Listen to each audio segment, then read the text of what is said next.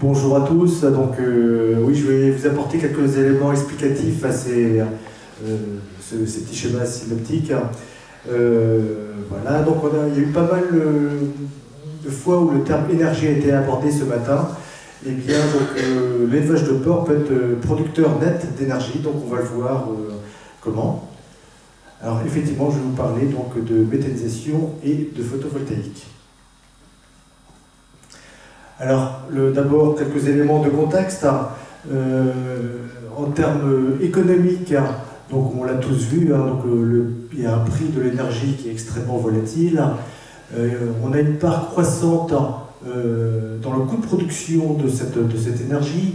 Et autant on parle de souveraineté alimentaire, il y a également une problématique de souveraineté énergétique.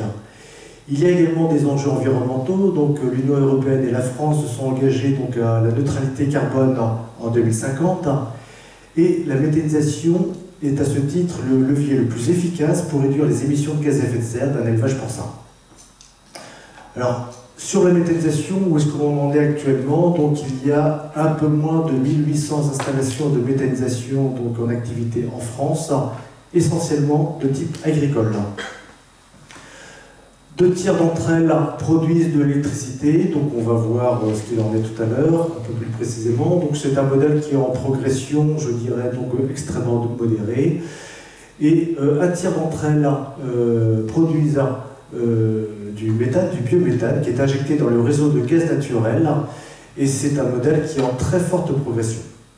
Alors vous avez donc ici sur le graphique de droite, alors j'appelle ça une pieuvre, qui montre donc les différentes modalités de production d'énergie renouvelable en France, en allant alors, sur la partie de gauche le bois énergie qui représente 1/3 de l'énergie renouvelable en France. Sa part relative tend à diminuer, mais en quantité, donc ça monte, donc on voit le chiffre dans le bas là, en 30 ans, la production d'énergie renouvelable a doublé. Et je vous ai entouré donc la partie solaire, photovoltaïque et biogaz. C'est pas marginal, c'est mineur, mais c'est en très très forte progression ces dernières années. Hop. Alors, dans les modalités de valorisation de l'énergie, donc j'en ai parlé de deux. Vous avez reconnu un poteau électrique. Effectivement, donc historiquement la méthanisation, donc on produit essentiellement de l'électricité avec un cogénérateur. Alors, cogénérateur, donc comme son nom l'indique, on génère également de la chaleur, c'est-à-dire que c'est un moteur, on va brûler le biogaz dedans, il s'échauffe, on a de l'eau chaude qui est produite, c'est comme un moteur de voiture, et bien cette eau chaude, on peut en faire pas mal de choses, et notamment, alors ce qui est intéressant en élevage porcin, c'est chauffer donc, les porcelets soit en post-sevrage, ou soit en maternité. Donc c'est la photo où on voit l'aérotherme, donc c'est le diffuseur de chaleur, là ici en post-sevrage notamment. Le mode de valorisation de l'énergie qui est le plus important, donc je l'ai dit, c'est la production d'un biométhane, c'est le gaz, donc on obtient du biogaz avec la méthanisation, c'est 60% sous forme de méthane et 40% sous forme de CO2, il faut l'épurer. Il y a de l'eau également, il y a du soufre, il y a un peu de traces de différents gaz. Donc il faut épurer ça, et dans le réseau de gaz naturel, on doit monter à 99% de méthane. Voilà, alors c'est une voie qui est vraiment très intéressante parce que le rendement, il est de l'ordre de 90%. Voilà, par contre, ce qui est un peu gênant avec l'injection de ce gaz, c'est une activité qui est quand même assez saisonnière, donc les consommations sont surtout l'hiver pour le chauffage, et ça a toujours été un problème dès le départ. Et à ce titre, donc, une autre voie de valorisation qui est intéressante, qui permettrait de lisser donc, cette valorisation, c'est le bio-GNV. Alors là, bon, c'est plutôt le début quand même, alors, surtout pour le tracteur, là c'est New Holland qui a un prototype, ça fonctionne. Et puis ce qui est émergent, donc un peu plus qu'émergent, c'est les stations-service pour des camions, des voitures. Donc ça permet de bien lisser la valorisation énergétique tout au long de l'année. Alors, dans les différents types de méthanisation, donc on a des installations extrêmement contrastées en France, c'est le choix qu'a fait la France, contrairement à l'Allemagne, si vous vous souvenez, donc ils avaient un modèle unique qui était lisier maïs. En France, on a fait le choix d'une diversité de modèles. On a donc la toute petite méthanisation, donc on appelle la méthanisation passive. Pourquoi? Parce que on va poser une couverture sur une fosse de stockage de lisier. Donc le lisier émet naturellement du méthane, on va le collecter, on ne va pas chauffer les fluents, donc on peut le brasser un peu. On a une centaine d'installations de ce type en France, c'est en développement donc assez fort, hein, donc c'est vraiment intéressant parce que du coup c'est quand même assez simple. Et là ce qu'on va chercher à alimenter, donc c'est une chaudière, donc on voit une photo là d'une chaudière, et puis on retrouve donc une nourrice là, de répartition de la chaleur, et puis une photo, on retrouve donc notre aérotherme au niveau des porcelets. L'intérêt, il est multiple, parce que là, on peut réduire de 20 à 25% les émissions de gaz à effet de serre, donc GES, à l'échelle d'un élevage, donc parce qu'au niveau des lisiers, on a une émission permanente de méthane, et bien autant capter, le brûler et le valoriser. L'intérêt, c'est en termes d'autonomie énergétique, on peut avoir de 50 à 80% d'autonomie énergétique thermique, sur un élevage naissant-graisseur, donc en chauffant effectivement les porcelets en maternité et en post-sauvage. Le coût, c'est environ 100 000 €. Alors, 100 000 € s'il y a déjà un pré-équipement, donc en eau chaude dans l'élevage, donc s'il y a juste un raccordement, mais ça peut monter un peu plus s'il y a tout le dispositif à mettre en élevage. Alors, donc le modèle là, alors, le plus vu en élevage porcin, c'est, alors on l'appelle usuellement la méthanisation à la ferme. C'est ce qui historiquement donc, fonctionne depuis le mieux, enfin le plus installé donc, en termes de domination. Hein. Donc c'est un système qui est un peu plus gros. Là, on ne va pas se contenter de méthaniser les effluents d'élevage, parce que le lisier de porc, bon, c'est 95% d'eau. Donc forcément, ça ne va pas produire beaucoup de méthane. Donc on va chercher à l'intensifier un peu plus en utilisant donc, notamment de la biomasse végétale produite sur l'exploitation. Donc ça va être un peu de culture énergétique dédiée. En général, c'est pas plus de 7, 8, 9% du tonnage total. Hein. Donc il y a, réglementairement, on ne peut pas dépasser les 15%. Il y a également ce qu'on appelle des cives, c'est des cultures intercalaires à vocation énergétique. Et puis si ce n'est pas suffisant, eh bien, on pourra incorporer d'autres substrats organiques provenant des collectivités, des industries agroalimentaires. Donc là, il y a des dizaines, des centaines de coproduits envisageables.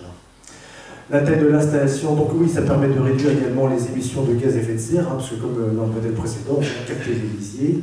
Alors, petit aparté, hein, donc de préférence, si on peut le faire avec du lisier frais, c'est d'autant mieux, hein, plutôt que le stocker sous les animaux. Donc alors pour ça, il faut équiper, avoir un système de raclage sous les animaux. Donc le potentiel méthanogène du produit est d'autant meilleur et ça évite des émissions donc, en bâtiment. La taille de l'installation, voilà, c'est à peu près à 200 kW électriques installés. Le coût, c'est pas négligeable quand même parce que c'est de l'ordre, c'est un peu plus de 7 000 € par kilowatt électrique installé. Donc pour une installation moyenne de 200 kW, ça fait quand même 1 500 000 €, donc c'est quand même pas négligeable. Là, ça génère à ce stade-là donc un peu plus de travail. Hein, donc on voit une très vite incorporation de la biomasse végétale. Donc il faut alimenter la bête, hein, ça prend un peu de temps quand même. Le revenu est essentiellement lié à la vente soit d'électricité ou soit de biométhane, hein, si on choisit donc, cette voie de valorisation. Et on est un peu moins autonome en intrants, comme je l'ai dit, hein, s'il faut incorporer des intrants provenant de l'extérieur, mais aussi en plan d'épandage, parce que si vous incorporez beaucoup de matière de l'extérieur, eh bien c'est autant d'azote et de phosphore qui aura géré sur le plan d'épandage. Donc si vous êtes dans une zone à faible densité d'élevage, c'est pas un problème. Si c'est forte densité d'élevage, le traitement peut être nécessaire. Et enfin, donc, pour des tailles d'installation donc, plus rares, mais il y en a à se construire, hein, même certaines assez récentes, hein, c'est la méthanisation collective agricole, où l'éleveur devient donc un pourvoyeur d'effluents parmi d'autres. Alors ça peut être une opportunité pour gérer collectivement les effluents. Donc, alors je vous ai mis à titre illustratif donc un automoteur, on le voit assez rarement. Hein, c'est un système qui est vraiment dédié uniquement et spécifiquement à l'épandage, voilà, en substitution avec le traditionnel tracteur plus tonalisier. On ce matériel est quand même assez rare. Voilà, donc à titre d'illustration également, donc l'unité de méthanisation donc dans le 53, là, 3600 kWh installés, donc 120 000 tonnes de biomasse, donc 85% de déjection animale, 110 éleveurs dans un rayon de 25 km. Conclusion sur la méthanisation, donc on n'a pas eu le temps de creuser tous les points, donc il y a vraiment des atouts économiques et environnementaux. On a également soulevé quelques contraintes, quelques points de vigilance. C'est donc un budget qui peut être conséquent, une rentabilité qui peut être variable selon certains modèles ou selon le niveau de maîtrise des intrants, le couplage intéressant avec l'évacuation fréquente des déjections, donc on l'a souligné. Le digestat, donc c'est le sous-produit qui est issu de la digestion de l'ensemble des matières organiques. Alors ça se gère donc comme un lisier de porc, à ceci près que l'azote ammoniacal, c'est un des composants du lisier, donc est assez volatile, donc il faut prendre certaines précautions. Ce qui peut être reproché à la méthanisation, c'est donc la perte de carbone. Effectivement, donc le méthane et le CO2 qui part, c'est à peu près 50% du méthane issu des intrants, donc c'est du carbone qui ne va pas dans le sol, mais de toute façon c'est du carbone qui se répartit parce qu'il est extrêmement fermentescible, et par contre le carbone dur, lui, va alimenter le compartiment humide du sol, il va alimenter donc le sol en matière organique. Voilà, donc on l'a vu, il y a des augmentations du coût de l'énergie et des incertitudes géopolitiques qui confortent donc la pertinence de cette énergie. Et la méthanisation, alors qui est parfois contestée, donc c'est parfois compliqué de mener à bout certains projets, montre que quand même il y a un soutien public, des pouvoirs publics qui est quand même qui continue. Ils l'ont montré donc, récemment dans les derniers arrêtés tarifaires. Donc, même si les aides à l'investissement se sont plutôt réduites, il y a quand même une politique de soutien au niveau des tarifs qui reste présente. Le photovoltaïque, je vais passer un peu plus vite, juste pour vous montrer donc, comment ça se présente en élevage. Alors historiquement, donc, on avait les panneaux photovoltaïques sur toiture, avec la possibilité de gérer l'énergie de la manière suivante, soit revente totale, c'est ce qui se faisait avant, soit ce qui se fait plus récemment avec les derniers arrêtés tarifaires, autoconsommation et revente du surplus, ou sinon, donc, si ça a un intérêt, si on consomme beaucoup d'électricité en journée sur les heures de production, donc c'est de l'autoconsommation totale. Il n'y a pas d'emprise au sol, c'est l'un des atouts. Il y a des contraintes de poids, donc attention à la solidité de la charpente. Vigilance également sur l'entretien des panneaux. Bon, à titre d'illustration, je vous ai montré une toiture qui a quelques années avec un peu de mousse. Voilà, donc les panneaux en toiture pour éviter une baisse de rendement, donc il faut quand même y avoir accès pour les nettoyer. Autre point de vigilance, c'est le risque incendie. Donc, là, c'est quand même des installations électriques, là, il y a un certain nombre de précautions donc, à prévoir par rapport à ça, surtout s'il y a des animaux, bien entendu. Deux autres types de panneaux photovoltaïques, ce sont les trackers. Donc là, c'est uniquement en autoconsommation, ça nécessite une consommation électrique régulière et de jour. Donc, comme son nom l'indique en anglais, il suit la course du soleil, donc on a une productivité qui est légèrement supérieure, de 30 à 65% en valeur extrême. Et par contre, c'est aussi plus cher, il y a quand même du mécanisme avec, et un peu plus d'emprise au sol. Et alors, en port, on le voit, je le cite quand même, mais on en voit très peu, parce que du coup, l'élevage de porc, et surtout en bâtiment, il y en a peu en extérieur. C'est l'agrivoltaïsme, on en parle beaucoup quand même, parce que là, on a quand même une emprise au sol qui est quand même très très forte. Et en port, donc, bon, il pourrait y avoir comme des installations et des questions qui se posent autour du bien-être animal, comment il se positionne par rapport à ces panneaux. Donc là, pour l'instant, c'est des boutons sur la photo. Et enfin, pour terminer, donc, une conclusion générale sur l'énergie renouvelable en élevage porcin. Donc, alors ça me dépasse même l'élevage porcin, on a une diversification des revenus, une baisse de la facture d'énergie, une réduction des émissions de gaz à effet de serre Et puis c'est une activité supplémentaire d'énergéticien qui peut présenter un intérêt supplémentaire pour l'élevage, avec donc des points de vigilance, on l'a souligné, c'est une prise de risque financière pour certains projets quand même qui peuvent être assez conséquents financièrement, donc un risque d'opposition sociale sur certains projets.